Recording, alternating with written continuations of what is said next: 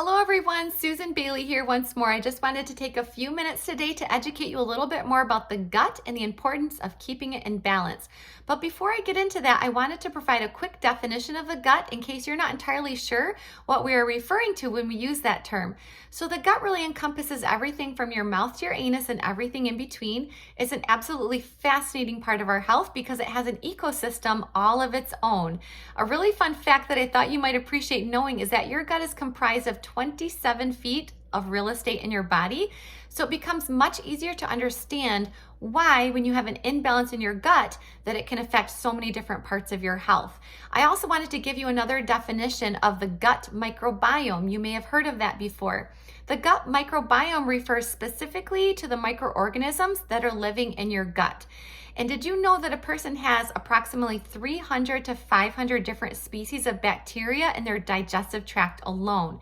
And while some of these microbes can actually be harmful to your health, many other ones are actually incredibly beneficial and even necessary to having a healthy body. Another really fun fact that you might want to know is that bacteria outnumber our own cells 10 to 1, and most of them make their home in the gut. So anyway, take some time to research it on your own. It's an absolutely amazing part of our bodies. Today, I really wanted to focus on the importance of keeping your gut in balance. And when you hear the word dysbiosis, that actually means an imbalance in the gut, meaning that the number of bad bacteria are outnumbering the number of good bacteria. There's an imbalance in there, dysbiosis.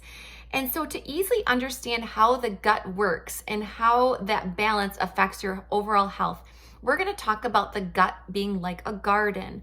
The gut microbiome really does function much like the type of garden that you're going to find in your backyard.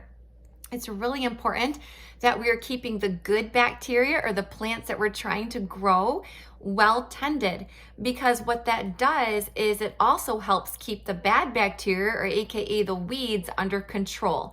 It's really important that we are feeding or we're fertilizing that good bacteria as well as weeding out the bad bacteria. And so doing that is really essential to keeping a healthy balance of those microorganisms in your gut.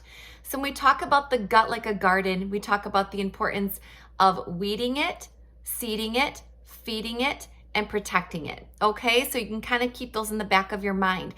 And as we go through this week, you're going to start to become educated about how your supplements actually fit into those categories and what each of them do. Do they weed, seed, feed, or protect? And so we will get into that more as this week goes on. Okay, so I hope that gives you just a little bit of an overview as far as why it's really important to keep our guts in balance.